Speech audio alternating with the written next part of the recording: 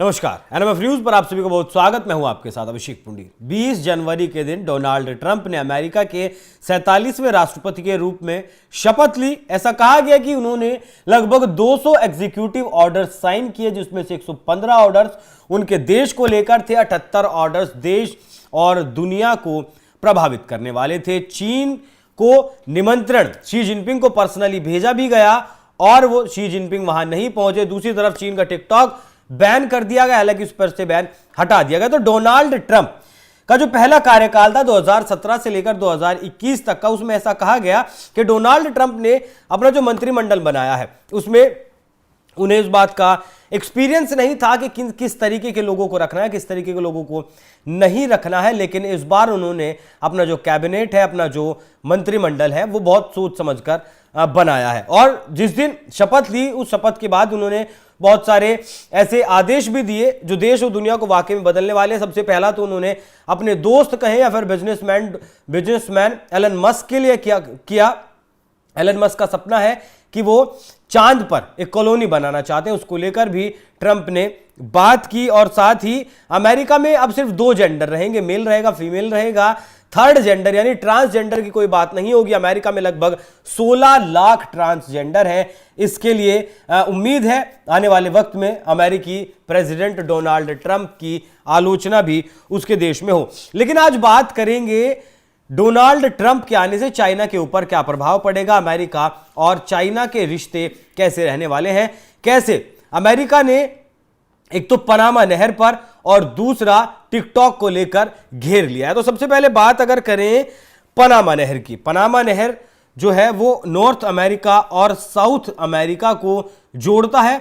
जान लीजिए ये एक मैन मेड नहर है, ये मैन मेड कैनाल है। इसे खुद अमेरिका ने बनाया था। 82 से लगभग 84 किलोमीटर की इसकी लंबाई है। अटलांटिक ओशियन से पैसिफिक ओशियन के बीच में ये आती है। सैन फ्रांसिस्को से अगर न्यूयॉर्क सिटी तक की हम बात करें, अमेरिका के लैंडस्केप पर धरती से अगर सफर करें तो 8,370 किलोमीटर है। वहीं मतलब पनामा कैनाल से अगर जाएं, लेकिन अगर घूमकर जाएं, पनामा कैनाल ना हो तो यही सफर लगभग 20,900 किलोमीटर का पड़ता है। तो इसीलिए ये 1900 में अमेरिका के द्वारा पनामा कैनाल बनाई गई थी, मैन मेड ये कैनाल थी। और 1970 में इस कैनाल को पनामा नामक शहर को दे दिया गया, जो वहीं पड़ता है। राष्ट्रपति अमेरिका के उस वक्त हुआ करते थे कार्टर।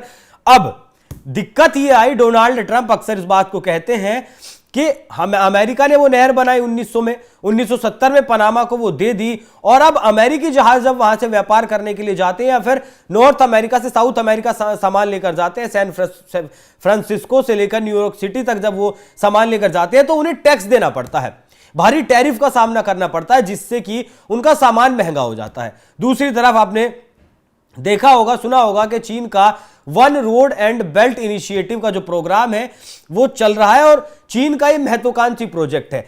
इसी को लेकर चीन भी पनामा कैनाल का इस्तेमाल कर रहा है और फिलहाल चीन का प्रभुत्व पनामा कैनाल पर बढ़ रहा है, जिससे कि चीन और अमेरिका का ट्रेड प्रभावित हो रहा है और दोनों के बीच टकराव की बहुत बड़ी वजह यही है। तब जब कहा डोनाल्ड ट्रंप ने कि हम पनामा कैनाल को वापस लेंगे, उसके बाद जो पनामा है, पनामा देश है, उसके भी राष्ट्रपति का बयान सामने आया। उन्होंने कहा कि हम ऐसा नहीं होने देंगे, हम ऐसा नहीं होने देंगे। इसके पीछे की वजह है चीन, क्योंकि पनामा एक बहुत छोटा सा देश है, उसके पीछे जो पूरी ताकत लगी हुई है वो चीन की पूरी ताकत लगी हुई है और चीन के दम पर ये बोला।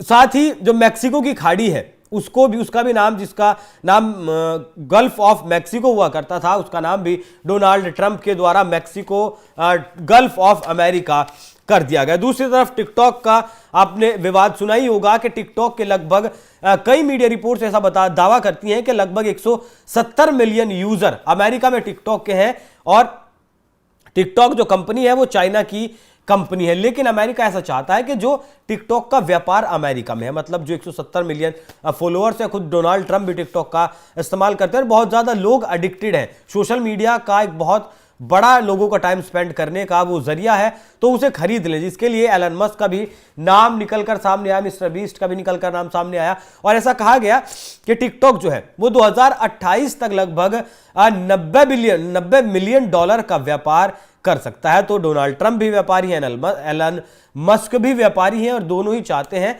कि टिकटॉक को खरीद लिया जाए। टिकटॉक को खरीदने के पीछे सिर्फ व्यापारिक कारण नहीं है, दूसरा कारण सबसे बड़ा यह है कि एलन मस्क ने ट्विटर खरीद लिया, अमेरिका से ही यूट्यूब चलता है, अमेरिका से ही मार्क जुकरबर्ग फेसबुक चलाते हैं। तो दुनिया में जो भी कुछ अपना एजेंडा पुश करना होता है, या दुनिया में जो भी कुछ नया नैरेटिव चलाना होता है, फिर पुराना कोई भी नैरेटिव स्ट्रोंग करना होता है या फिर वीक करना होता है, तो उसमें सोशल मीडिया बहुत इंपॉर्टेंट रोल निभाता है। और उसके बाद अगर टिकटॉक भी अमेरिका के पास होगा तो अमेरिका का जो नैरेटिव बिल्डिंग का काम है वो और ज्यादा मजबूत हो जाएगा। इसीलिए डोनाल्ड ट्रंप ने पहले एक झटका दिया कि हम आप 90 दिनों में बैन लगा देंगे, और वो बैन लगा भी दिया।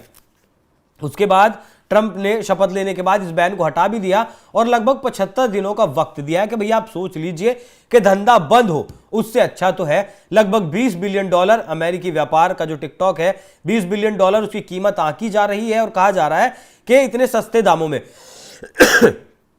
कुल मिलाकर अगर मैं आपको बताऊं, पूरा जो टिकटॉक है उसका व्यापार 50 बिलियन डॉलर का है। लेकिन सिर्फ अमेरिका में एलन मस्क हो या फिर डोनाल्ड ट्रंप हो, वो चाहते हैं कि 20 बिलियन डॉलर में इसे खरीद लिया जाए।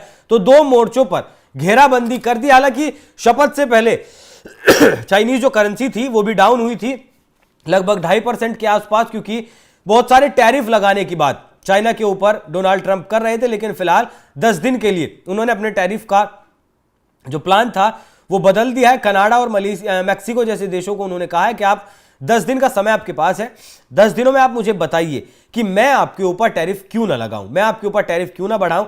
भारत के ऊपर भी टैरिफ बढ़ाने की बात डोनाल्ड ट्रंप ने की थी, चाइना के ऊपर भी टैरिफ बढ़ाने की बात की थी। तो 3 मोर्चों पर डोनाल्ड ट्रंप ने एक साथ चाइना की घेराबंदी कर दी थी। अब देखना यह होगा कि पनामा जो कैनाल है वो कब तक डोनाल्ड ट्रंप वापस लेते हैं, जैसा कि उन्होंने दावा किया है। और दूसरा, टिकटॉक पर जिस तरीके से बैन हटाया है, 75 दिन का वक्त दिया है, उस पर बैन लगाते हैं या फिर चाइना मजबूर हो जाता है उसे बेचने के लिए। भारत के लिहाज से अगर बात करें तो जयशंकर साहब ने कई देशों के राष्ट्राध्यक्षों से वहां मुलाकात की, और एफबीआई के जो काश पटेल नए सचिव हैं उनसे भी मुलाकात की। बात और भी बाकी लोगों ने, प्रधानमंत्री मोदी ने भी डोनाल्ड ट्रंप को बधाई दी, पुतिन ने भी बधाई दी, मेलोनी ने भी बधाई दी, सभी, शहबाज शरीफ ने भी बधाई दी, सभी लोगों ने डोनाल्ड ट्रंप को बधाई दी। लेकिन मेन बात यही है कि चीन और अमेरिका दोनों दुनिया में सबसे बड़े राइवल हैं, व्यापारिक तौर पर, सामरिक तौर पर। और अब अमेरिका चाहते हैं कि अमेरिका को दोबारा से उन्हें ग्रेट बनाना, मेक अमेरिका ग्रेट अगेन की नीति पर वो काम कर रहे हैं। तो अब आने वाले दिनों में देखना दिलचस्प होगा कि क्या टिकटॉक का फैसला होता है, क्या जो टैरिफ बढ़ाने की बात कही है उनका फैसला होता है, और जिस पनामा कैनाल पर चीन अपना प्रभुत्व इस वक्त जमाए बैठा है उसका प्रभुत्व डोनाल्ड ट्रंप कम करते हैं या नहीं। बाकी इस पूरी खबर पर क्या कुछ आपकी राय कमेंट कर हमें जरूर बताएं। धन्यवाद।